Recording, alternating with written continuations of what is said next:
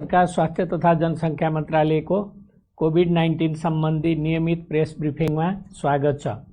म प्राध्यापक डाक्टर जागेश्वर गौतम।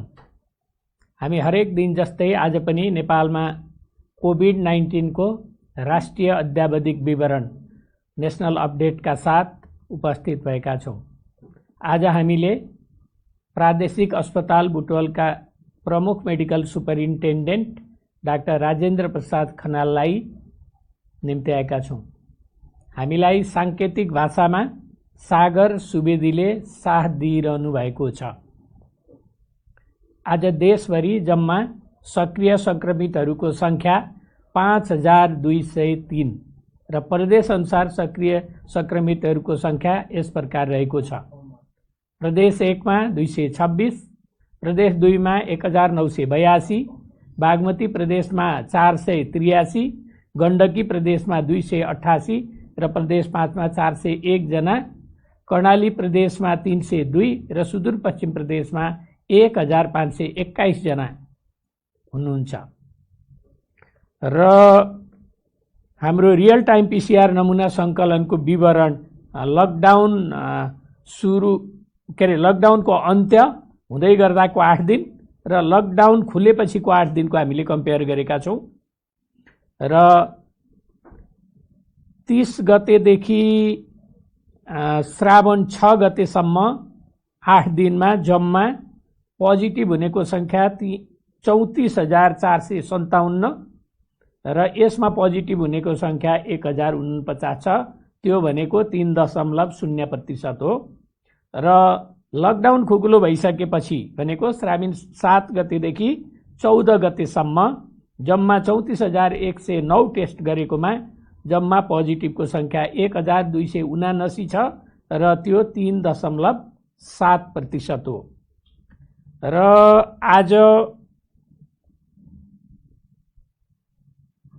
विश्व नै कोरोना संक्रमणको महामारीमा छ र नेपाल पनि यसबाट अछुतो रहन सकेको छैन। आजसम्मको तथ्याङ्क हेर्दा विश्वमा 1,69,17,714 जना व्यक्तिहरू कोभिड-19 बाट संक्रमित हुनुभएको छ भने 6,63,942 जना व्यक्तिको निधन भइसकेको छ। निको हुनेको संख्या 1,04,42,383 रहेको छ। नेपालमा कोभिड-19 पीसीआर टेस्ट प्रति 10 लाख जनसङ्ख्यामा 12,284 र प्रति 10 लाख जनसङ्ख्यामा मृत्युको दर 1.6 छ। कोभिड-19 संक्रमण मुक्त हुने दर 72.7% छ। आजको पीसीआर 6037 गरी जम्मा 3,58,344 परीक्षण भएको छ। क्वारेन्टिनमा रहनुभएका व्यक्तिहरूको संख्या 14,471 रहेको छ। कोभिड-19 बाट संक्रमण मुक्त भई गत 24 घण्टामा डिस्चार्ज हुनेहरूमा जम्मा 146 हुनुहुन्छ। आजसम्म डिस्चार्ज हुनुहुने जम्मा 14,021 हुनुहुन्छ। उहाँहरूको स्वास्थ्य उपचार तथा हेरचाहमा अहोरात्र खटिनुभएका सम्पूर्ण चिकित्सक, नर्सिङ स्टाफ, स्वास्थ्यकर्मी तथा अन्य सहयोगी शुभेच्छुकहरूलाई हार्दिक धन्यवाद दिन चाहन्छौँ। हामीलाई 2 वटा कल सेन्टरबाट 624 वटा कल प्राप्त भएको छ। हाम्रो स्वास्थ्य एप्लिकेसन डाउनलोड भएका मोबाइलको संख्या 1,62,331 र सक्रिय प्रयोगकर्ता 82,145। जम्मा इन्ट्री गरिएको संख्या 68,846 छ। र आज कोही पनि रेड जोनमा पर्नु भएको छैन र हाम्रो वेबसाइट र भाइबर हेर्नेको संख्या पनि उल्लेखनीय छ। र म अब प्रयोगशाला अनुसार रियल टाइम पीसीआर पोजिटिभ केसहरूको विवरण प्रस्तुत गर्न गइरहेको छु। बीपी कोइराला स्वास्थ्य विज्ञान प्रतिष्ठान धरान प्रयोगशालामा मोरङका 3 जना र सुनसरीका 1 जना, कोशी अस्पताल विराटनगर प्रयोगशालामा मोरङका 3 जना, प्रादेशिक जनस्वास्थ्य प्रयोगशाला विराटनगरमा मोरङका 2 जना, प्रादेशिक जनस्वास्थ्य प्रयोगशाला जनकपुरमा 70 का 1 जना, सर्लाहीका 1 जना, धनुषाका 12 जना र महोत्तरीका 13 जना हुनुहुन्छ। नारायणी अस्पताल वीरगञ्ज प्रयोगशालामा पर्साका 34 जना र राष्ट्रिय जनस्वास्थ्य प्रयोगशाला टेकुमा भक्तपुरका 1 जना, धादिङका 7 जना, कपिलवस्तुका 2 जना र काठमाडौँका 2 जना हुनुहुन्छ। शुक्रराय ट्रपिकल तथा सरुवा रोग अस्पताल प्रयोगशालामा काठमाडौँका 7 जना, कीटजन्य रोग अनुसन्धान तथा तालिम केन्द्र प्रयोगशाला हेटौडामा नवलपरासी पूर्वका 2 जना र रौतहटका 1 जना हुनुहुन्छ। वीर अस्पताल प्रयोगशाला काठमाडौँमा काठमाडौँका 2 जना, त्रिभुवन विश्वविद्यालय शिक्षण अस्पताल प्रयोगशालामा काठमाडौँका 1 जना, नेपाल प्रहरी अस्पताल प्रयोगशाला काठमाडौँमा 70 का 1 जना, स्टार अस्पताल प्रयोगशाला सानेपामा काठमाडौँका 2 जना र महोत्तरीका 1 जना, प्रादेशिक क्षयरोग केन्द्र प्रयोगशाला पोखरामा बागलुङका 7 जना, स्याङ्जाका 26 जना, म्याग्दीका 2 जना र तनहुँका 1 जना हुनुहुन्छ।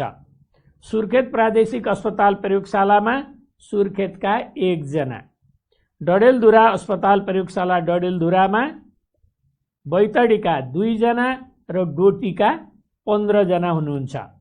यसैगरी सेती प्रादेशिक अस्पताल प्रयोगशाला धनगढीमा डोटीका 37 जना, कैलालीका 8 जना र कञ्चनपुरका 8 जना हुनुहुन्छ र आजको जम्मा संक्रमित हुनेहरूको संख्या 210 छ र हाल सक्रिय संक्रमितको संख्या 5360 छ।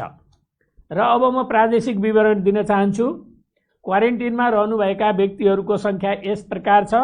प्रदेश 1 मा 1842, 2 मा 1849, बागमती प्रदेशमा 1035, गण्डकी प्रदेशमा 3382, प्रदेश 5 मा 1824, कर्णालीमा 643 र सुदूरपश्चिम प्रदेशमा 3896 र डिस्चार्ज हुनुहुनेहरूको संख्या पनि यस प्रकार छ।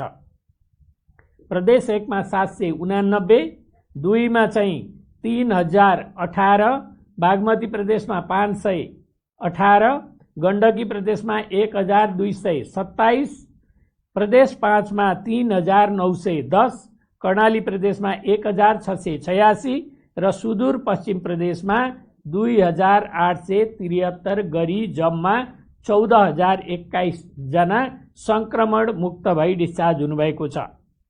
500 भन्दा बढी सक्रिय संक्रमितहरू उपचारार्थ रहनुभएका जिल्लाहरू 2टा छन्, रौतहट र कैलाली, र संक्रमितहरू शून्य भएको जिल्ला 5 वटा छन्। ती जिल्लाहरू हुन् भोजपुर, सङ्खुवासभा, रसुवा, मनाङ र मुस्ताङ। आज हामीसँग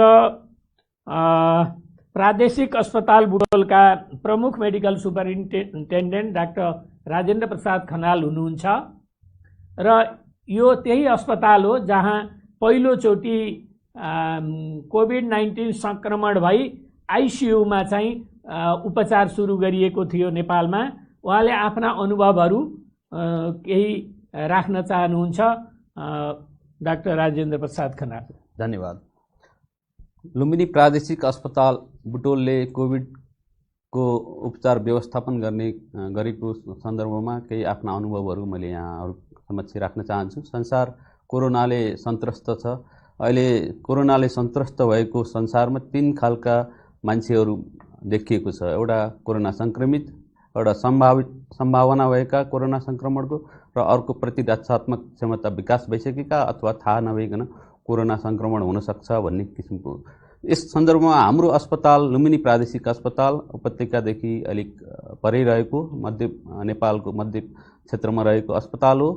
प्रादेशिक अस्पतालमा हामीले कोरोना संक्रमितहरूको उपचारको व्यवस्थापनको लागि अलिक फरक ढङ्गले व्यवस्थापन गरेका छौँ। मुख्य अस्पताल बजारको बीच भागमा छ र कोरोना संक्रमितको लागि हामीले करिब 4 किलोमिटर पर रहेको एउटा क्षेत्रमा त्यहाँ चाहिँ हामीले आइसियु सहित कोरोना संक्रमितलाई आइसोलेसनमा राख्ने गरी आइसोलेसन अस्पताल बनाएका छौँ, छोटो समयमा बनाएका हौँ। र त्यो अस्पतालमा अहिले 80 जना बिरामी कोरोना मुक्त भएर उहाँहरू डिस्चार्ज गरिसकेको अवस्था छ। र त्यसमध्ये हामीले आइसियुमा 17 जना बिरामी हामीले भर्ना गरेको अवस्था हो। अहिले त्यहाँ हाम्रो आइसियुमा 2 जना उपचाररत हुनुहुन्छ र जेनरल आइसोलेसन जहाँ चाहिँ सामान्य लक्षण भएका बिरामीहरूलाई राखिएको छ त्यहाँ अहिले 3 जना हामीसँग हुनुहुन्छ। यसरी हामीले यो अस्पतालले यस कोरोना संक्रमितहरूको उपचार व्यवस्थापन गरिराख्दाखेरि अब संसारलाई नै नयाँ जस्तो रोग अब हाम्रो नेपालको सन्दर्भमा पनि एउटा मात्रै ल्याबमा पहिले भर परेको र अहिले 29 वटा प्रयोगशाला छोटो समयमै विकास भएको र अब कोरोना संक्रमितहरूको टेस्ट भइराखेको, कोरोना संक्रमण सम्बन्धी टेस्टको सुविधा करिब देशभरि नै फैलिराखेको अवस्था हो। त्यस्तै गरी हाम्रो अस्पतालमा पनि हाम्रो अनुभवको आधारमा भन्ने भने एउटा 0 लेभलबाट अहिले हामीले आइसियुमा जो राख्नुपर्ने बिरामीहरूलाई उपचार गरेर संक्रमण मुक्त बनाएर पठाउन सकेका छौँ। जस्तो एउटा अनुभव यहाँहरूलाई म भन्न चाहन्छु। वैशाख 19 गते हाम्रो रूपन्देहीका कोरोना संक्रमित जो भनौँ भने प्रदेश 5 मा पहिलो केस थिए, उनी संक्रमितको रूपमा पत्ता लागेका, उहाँलाई हामीले पहिलो केसको रूपमा भर्ना गऱ्यौँ र हाम्रो अस्पतालमा जुन आइसोलेसन अस्पतालमा 36 वटा बेड रहेको थियो, 36 वटा बेड कम्प्लिट रूपमा सबै कोरोना पोजिटिभली भरिसकेपछि मात्रै हामीले अन्य अस्पताल जस्तो नजिकमा भएको भीम अस्पताल, अब बेलजुन्डी अस्पताल, पश्चिमतिरको प्रदेश नम्बर 5 को नेपालगञ्ज अस्पतालले चाहिँ म्यानेज गरेको अवस्था हो। समग्रमा प्रदेश 5 मा 4 वटा आइसोलेसन अस्पताल छन्। त्यसमध्ये हाम्रो लुम्बिनी प्रादेशिक अस्पतालले प्रदेश 5 को सम्पूर्ण रूपमा जुन चिकित्सा अवस्थाका सक्त अवस्थाका बिरामीहरूलाई हामीले त्यहाँ चाहिँ व्यवस्था गरेका छौँ। सबै भनौँ भने प्रदेश 5 हाम्रो आइसियुमा निर्भर रहेको छ। जस्तो दाङमा अप्ठ्यारो परेको केसहरू हामीले लिएका छौँ र अन्यत्रबाट पठाइएका केसहरूमा हाम्रो तदारुकताका साथ व्यवस्थापन भइराखेको छ। र यसमा एउटा अनुभव, मिठो अनुभव, पहिलो संक्रमित जो यहाँहरूले मलाई लाग्छ सामाजिक सञ्जालमा पनि उहाँ अलिकति भनौँ एक खालको सकारात्मक सोच भएको मान्छे, नाचेर दिन कटाएको अवस्था पनि थियो र उहाँ संक्रमण मुक्त हुनुभयो। उहाँलाई सामान्य समस्या थियो, तर त्योभन्दा वैशाख 19 गते त्यसरी भर्ना गरिएको बिरामीलाई उपचार गरेर पठाइसक्यो, कोरोना नेगेटिभ भएर पठाइसकेपछि जेठ 14 गते हामीले एउटा कोरोना पोजिटिभ केस जो चाहिँ एकदम सक्त अवस्थामा कपिलवस्तुमा हुनुहुन्छ, गाउँमा त्यत्तिकै रहिराख्नु भएको छ, कसैले हेरेको छैन भन्ने सूचना पाउँदा बित्तिकै हामीले त्यहाँबाट तत्काल उद्धार गरेर ल्याउनुपर्छ भन्ने सूचना दियौँ र उहाँहरूले एम्बुलेन्समा लिएर आउनुभयो र ल्याउँदै रिसिभ गर्दा पहिलो आइसियुमा राख्नुपर्ने केस उहाँको भन्ने स्याचुरेसन, अक्सिजन स्याचुरेसन 70% भन्दा कम र सास फेर्न निकै गाह्रो भएको र बाटोमा लिएर जाँदै उहाँको प्राण निस्कने अवस्था थियो। त्यस्तो अवस्थामा हाम्रा स्वास्थ्यकर्मीहरू पहिलेदेखि प्रिपेयर्ड अवस्थामा हुनुहुन्थ्यो। त्यहाँ एनेस्थेसिस्ट, क्रिटिकल केयर टिम, त्यसै गरी नर्सिङ टिम र सम्पूर्ण व्यवस्थापनमा खटेका सहयोगी कर्मचारीहरू उहाँहरूले बोकेरै त्यो बिरामीलाई भित्र ट्युब, त्यही बाटोमै ट्युब, इन्डोट्र्याकियल ट्युब श्वासनलीमा राखेर भित्र लैजानुभयो र भेन्टिलेटरको सहयोगमा उहाँको चाहिँ पछि बिस्तारै स्वास्थ्यमा सुधार आएर 2 दिनपछि इन्डोट्र्याकियल ट्युब एक्सट्युबेट गर्ने अवस्था भयो र उहाँ साथसाथमा उहाँ सुगरको बिरामी हुनुहुँदो रहेछ र सुगरको उपचार व्यवस्थापन सँगसँगै कोरोना संक्रमणको उपचार व्यवस्थापन ले गर्दाखेरि उहाँलाई 2 हप्तामा हामीले डिस्चार्ज गर्न सक्यौँ र उहाँ पहिलो जसलाई हामीले कोरोना पुष्टि भएको केसलाई हामीले रिसिभ गरेको हो र त्यसै गरी गर्दाखेरि अहिले 17 जनासम्म बिरामीको हामीले आइसियुमा उपचार गरिसकेका छौँ। र यस सन्दर्भमा हाम्रा अनुभवहरू पनि कस्तो छ भने सम्पूर्ण हाम्रो त्यो जुन आइसोलेसन अस्पतालमा करिब 86 जनाको डेडिकेटेड टिम त्यहाँ चाहिँ इन्भल्भ छ। त्यसमा क्रिटिकल केयर टिमदेखि फिजिसियनहरूको टिम, त्यसै गरी सहयोगी कर्मचारीहरू उहाँहरूलाई डेडिकेटेड ढङ्गले हामीले राखिराखेका छौँ। उहाँहरूलाई क्वारेन्टाइन इत्यादि व्यवस्थापन गरेको पनि हो र सम्पूर्ण तयारी हरेक दिन अस्पतालमा यो इन्फेक्सन प्रिभेन्सनका चाहिँ ट्रेनिङहरू, त्यो लगाउने सुरक्षा कवचहरू कसरी लगाउने भन्ने कुरालाई निरन्तर हामीले गर्दै त्यो तयारीका साथसाथमा यसरी कोरोनाका सिकिस्त बिरामीहरूलाई उपचार व्यवस्थापन गरिसकेपछि जुन किसिमको एउटा आत्मविश्वास बढ्यो, त्यो आत्मविश्वासले अब जुनसुकै अवस्थाकालाई पनि हामीले म्यानेज गर्न सक्छौँ भनेर लुम्बिनी प्रादेशिक अस्पताल गर्व गर्ने ठाउँमा आइपुगेको छ। अहिले हामीसँग 2 जना बिरामी हुनुहुन्छ र समग्र प्रदेश 5 मा अहिले कोरोना संक्रमितको सङ्ख्या अघि डाक्टर साहबले भने अनुसार अलिकति घटेको अवस्था पनि छ र टेस्ट रेट पनि बढेको छ। त्यो राम्रो कुरा हो। प्रादेशिक अस्पतालमा एउटा चुनौती चाहिँ हामीले अरू खालका बिरामीहरू जो चाहिँ सुत्केरी गराउन आउने महिलाहरूदेखि लिएर अरू चिकित्सा अवस्थामा इमर्जेन्सीमा ल्याउने अवस्थाका बिरामीहरूलाई छुट्टै हब हस्पिटलमै म्यानेज हामीले त्यो लकडाउनको पिरियडमा पनि गरिराखेको हो र त्यहाँ चाहिँ हामीले कोरोना सङ्क्रमितहरूलाई राखेनौँ र एउटा जोखिमपूर्ण वातावरणबाट अलिकति जोगाउन सक्यौँ जस्तो लाग्छ। र त्यति भन्दा भन्दै पनि कहिले कहिले इमर्जेन्सी अथवा कहीँ पनि त्यस्ता कोरोना सङ्क्रमितहरू भेटिने सम्भावनाहरूलाई ठाडै नकार्न त सकिँदैन, तर सकेसम्म छुट्याएर राख्दाखेरि चाहिँ राम्रो हुँदै रहेछ भन्ने हाम्रो अनुभवले सिकाएको छ। र सम्पूर्ण रूपमा ढुक्कै हुने अवस्था, कोरोनाबाट मुक्त भयो भन्ने अवस्था पनि छैन, तर हामी तयारी अवस्थामा छौँ र हाम्रा चुनौतीहरू पनि यसका साथसाथमा सँगसँगै छन्। जस्तो कि हाम्रा स्वास्थ्यकर्मीहरू पनि 3 जना सङ्क्रमित हुनुभयो, त्यसमध्ये 2 जना प्यारामेडिक्स र 1 जना डाक्टर साहब, तर उहाँहरूलाई पनि अहिले कोरोना नेगेटिभ भएर अब उहाँहरू रिकभर भइसक्नु भएको छ। उहाँहरूको खासै भने पनि लक्षण पनि देखिएको छैन। र हाम्रो अनुभवले के बताउँछ भने समग्रमा कोरोना सङ्क्रमितहरूको धेरैजसो सङ्ख्या चाहिँ लक्षण रहित अवस्थामा छ र कसैलाई आइसियुमा म्यानेज गर्नुपर्ने अवस्था छ। र अबको प्राथमिकता मलाई लाग्छ आइसियुमै राख्नुपर्ने अवस्थाका बिरामीहरू, र सरकारले पनि दिएका निर्देशनहरू अहिले होम आइसोलेसन, होम क्वारेन्टाइनलाई बढी महत्त्व दिएको देखिन्छ र मलाई लाग्छ सबै किसिमको व्यवस्थापनमा त्यो राम्रो पक्ष हो। र त्यसमा हाम्रो सबैभन्दा महत्त्वपूर्ण रोल भनेको चाहिँ हामी अनुशासित हुनु नै हो। स्वास्थ्यकर्मीहरू यसरी खटिराखेका छौँ, हामी हामी ज्यानलाई जोखिममै राखेर पनि अगाडि बढिराखेका छौँ, तर यो जुन 3वटा कुराहरू छ, सामाजिक दूरी, मास्क लगाउने र जुन सेनिटाइजेसन, जुन हात सफा गर्ने, हात नाक मुखलाई जोगाएर अनुशासित भएर सरकारले गरेन अथवा अन्यले गरेन भन्दा हामीले के गर्यौँ भन्ने हिसाबले अगाडि बढ्नुपर्ने बेला आएको छ। मलाई लाग्छ नेपाल अलिकति भाग्यमानी छ, यस सन्दर्भमा धेरै कम मृत्युदर छ, तर यसमा चुनौती भनेको शङ्कास्पद बिरामीहरूले चाहिँ मृत्युवरण गर्नु परेको त्यो नमिठो पीडा पनि हामीसँग छ।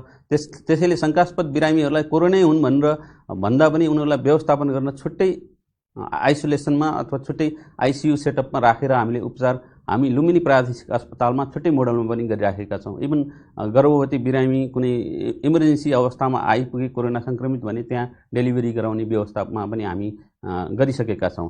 त्यसैले यति भन्दा भन्दै अब यो हाम्रो टिममा सबभन्दा महत्त्वपूर्ण कुरा भनेको ट्रेनिङले बहुत ठुलो काम गर्यो, हाम्रो तयारी अवस्थाले राम्रो काम गर्यो र यसमा एउटा कमान्ड सिस्टममा हामीले चलेको छ। म मेडिकल सुप्रिन्टेन्डेन्टको कमान्ड छ, त्यसमा हाम्रो फोकल पर्सन फिजिसियन डाक्टर साहब एकजना हुनुहुन्छ, कम्युनिकेसनको लागि सूचना अधिकारी हुनुहुन्छ जससँग यथेष्ट जानकारी doctor Vishnu Gautam, focal person doctor Sudarshan Thapa, त्यसै नर्सिङ इन्चार्ज हाम्रो ज्योति पौडेल हुनुहुन्छ, त्यसै गरी आपूर्ति प्रमुख हुनुहुन्छ बबिता बजिमय, हाउसकिपिङ अफिसर जो चाहिँ सहयोगी कर्मचारी कमान्ड गर्नुहुन्छ हाम्रो गीता गेमाली, प्रशासनका साथीहरू हुनुहुन्छ विपिन छेत्री लगायत, र समग्र हब हस्पिटलमै म्यानेज गर्ने सिनियर डाक्टर साहबहरू जो चाहिँ चुस्त रूपमा अन्य बिरामीहरूलाई पनि व्यवस्थापनमा खटिराख्नु भएको छ। र लुम्बिनी प्रादेशिक अस्पतालले एउटा मोडल पेश गरेको छ र हामीलाई एउटा आत्मविश्वास पनि छ कि कुनै पनि ठाउँमा आइसियुमा राख्नुपर्ने अवस्थाका बिरामीहरूलाई यहाँहरूले राम्रोसँग ट्रान्सपोर्टेसन गरिदिएर हाम्रो अस्पतालसम्म ल्याइदिनु भयो भने हामीले उहाँलाई उपचार व्यवस्थापन गरेर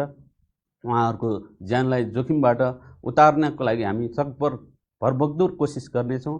र यसमा हाम्रो अहिले अस्पतालमै पिसिआरको ल्याब सेटअप पनि छ, हामीले अपरेसनहरू पनि अगाडि बढाएका छौँ। कोही शङ्कास्पद बिरामीको हकमा चाहिँ ती पिसिआरबाट नेगेटिभ भएपछि अपरेसनहरू पनि नियमित रूपमा अगाडि गर्ने जुन कुरा रोकिएको थियो त्यो कुराहरूमा समग्र प्रदेश 5 लुम्बिनी प्रादेशिक अस्पतालमा राम्रै तरिकाले निर्भर रहेको छ। प्रदेशले चाहिँ हाम्रो अस्पताललाई सहयोग गरेको छ, सङ्घीय स्वास्थ्य मन्त्रालयबाट भएका मार्गनिर्देशनहरूलाई हामीले पालना गरेका छौँ र हामीलाई नयाँ नयाँ अनुभव छ, नयाँ नयाँ सिकाइ छ।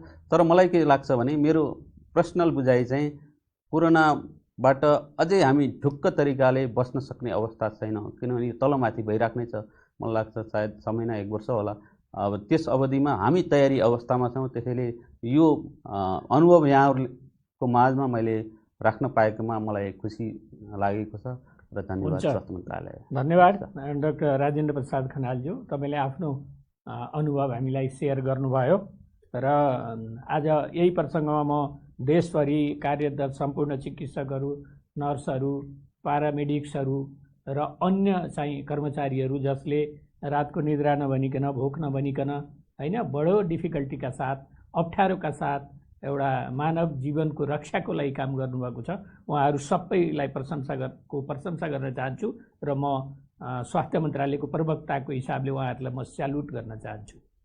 र हामीलाई अर्को जानकारी छ, आज नेपाल सरकारको 2077 असार 15 गते कोरोना भाइरस कोभिड-19 को सङ्क्रमणको उपचार बापत अस्पताललाई अनुदान उपलब्ध गराउने सम्बन्धी आदेश 2077 स्वीकृत गरी शङ्कास्पद तथा सङ्क्रमित व्यक्तिहरूको उपचार बापत अस्पताल मार्फत रकम उपलब्ध गराउँदै आएको छ। लक्षण नभएका वा सामान्य लक्षण भएका बिरामीका लागि घरमा स्वास्थ्यकर्मीले निगरानी गर्दा उपचार गर्दा लाग्ने खर्च प्रतिदिन प्रति व्यक्ति रु 200 को दरले चाहिँ 200 रुपियाँ दिने। लक्षण नभएका वा सामान्य लक्षण भएका आइसोलेसन केन्द्रमा बस्ने बिरामीहरू भएमा सम्बन्धित संस्थालाई रु 2000 अक्षय रूपी 2000 रुपियाँ मात्र। र तेस्रो, सामान्य लक्षण भएका 60 वर्षमाथिका ज्येष्ठ नागरिकहरू, दीर्घ रोगीहरू तथा अन्य स्वास्थ्य समस्या भएकाहरूको हकमा व्यवस्थापन गर्ने अस्पतालका लागि प्रतिदिन प्रति व्यक्ति रु 3500 अक्षय रूपी 3500 रुपियाँ मात्र। र मध्यम जटिल बिरामीहरूको उपचारको व्यवस्थापन गर्ने अस्पतालहरूका लागि प्रतिदिन प्रति व्यक्ति अस्पताललाई रु 7000 अक्षय रूपी 7000 रुपियाँ मात्र। र जटिल र क्रिटिकल बिरामी व्यवस्थापन गर्ने अस्पतालका लागि प्रतिदिन प्रति व्यक्ति अस्पतालका लागि 15000 अक्षय रूपी 15000 रुपियाँ यसरी हामीले दिने निर्णय गरेकोमा म फेरि जानकारी गराउन चाहन्छु। कोभिड-19 को परीक्षणको दायरालाई फराकिलो बनाउन समुदाय स्तरको परीक्षणलाई जोड दिन स्वास्थ्य तथा जनसङ्ख्या मन्त्रालय लागि परेको छ। परीक्षणका लागि आवश्यक पर्ने प्रयोगशालासँग सम्बन्धित रिएजेन्ट, भिटिएम लगायतका सम्पूर्ण सामग्रीहरू हाल 1 महिनाका लागि प्रशस्त पुग्ने गरी स्टकमा रहेको अवस्था छ। थप आवश्यक सामग्रीहरू आउँदै गरेका पाइपलाइनमा रहेका र खरिदका क्रममा छन्। र म अनुरोध एउटा गर्न चाहन्छु, बन्दाबन्दी खुलेसँगै हामी सबै नव सामान्यीकरणमा आएका छौँ। यो भनेको कोभिडको महामारीभन्दा पहिलाको जस्तै सामान्य जीवनमा फर्किएको होइन। कोरोना भाइरसको सङ्क्रमण जोखिमकै बीचमा हामीले आफ्नो कामहरू गर्नुपर्ने बाध्यता छ। नव सामान्यीकरण हो र यो अवस्था सामान्य भइ नसकेको हामी सबैले घर, कार्यालय, व्यापार व्यवसाय गर्ने ठाउँ, पसल, धार्मिक स्थल आदिमा अपनाउन पर्ने जनस्वास्थ्य सुरक्षाका उपायहरू अवलम्बन गर्नुपर्ने अवस्था हो। बालबालिका, युवा युवती तथा वृद्ध वृद्धा सबैलाई समस्या पार्न सक्ने यो कोरोना भाइरसको हालसम्म कुनै औषधि वा खोप उपलब्ध भइसकेको अवस्था छैन, पत्ता लागेको छैन। त्यसैले पनि हामीलाई सामान्य अवस्थामा फर्किन समय लाग्नेछ। रोगको उपचार गर्नुभन्दा रोग नै लाग्न नदिनु भन्ने भनाइलाई पूर्णता दिन हामी सबैले स्वास्थ्य सुरक्षाका उपायहरू अपनाई थप सतर्क हुन जरुरी छ। कोरोना सङ्क्रमणलाई फैलिन नदिन हामी सबैको जिम्मेवारी र कर्तव्य पनि हो। कोरोना भाइरसबाट आफू र परिवारको सुरक्षाका निम्ति बेला बेलामा साबुन पानीले कम्तीमा 20 सेकेन्ड हात धुने वा सेनिटाइजर प्रयोग गर्ने, जुन अल्कोहल बेस्ड सेनिटाइजर हो। घरबाट बाहिर जाँदा नाक, मुख र राम्ररी छोपिने गरी मास्क नलगाउने र पसल, सानोतिनो भेटघाट वा कार्यालयमा अर्को व्यक्तिसँग कम्तीमा 2 मिटर दूरी कायम गर्ने जस्ता सजिला स्वास्थ्य सुरक्षाका उपायहरू म र मेरो परिवारका लागि हो भन्ने हामी सबैले बुझ्न र व्यवहारमा लागू गर्न जरुरी छ। कोरोनाको सङ्क्रमणबाट आफू पनि बचौँ, अरूलाई पनि बचाउँ, स्वस्थ रहौँ। र सम्पूर्ण सर्वसाधारण दाजुभाइ दिदीबहिनीहरूलाई मेरो अर्को पनि अनुरोध छ। नेपाल सरकारले कोरोनाको परीक्षण र उपचार निशुल्क गरेको छ। र यो उपचार चाहिँ पाइरहनु भएको छ र सरकारले आफ्नो जिम्मेवारी पुरा गरेको छ। तर तपाईले आफ्नो जिम्मेवारी पुरा गर्नुभयो कि भएन? तपाईले मास्क लगाउनु भयो कि भएन? तपाईले हात धुनु भयो कि भएन? तपाईले सोशल डिस्टेन्सिङ कायम गर्नुभयो कि भएन? तपाई अनावश्यक रूपमा पनि भिडभाडमा जानुभयो कि? यो कुरा पनि आत्मसमीक्षा गर्न सबैमा अनुरोध गर्दै आजको यो कोरोना अपडेट यहीँनेर अन्त्य भएको जानकारी गराउँछु। धन्यवाद, नमस्कार।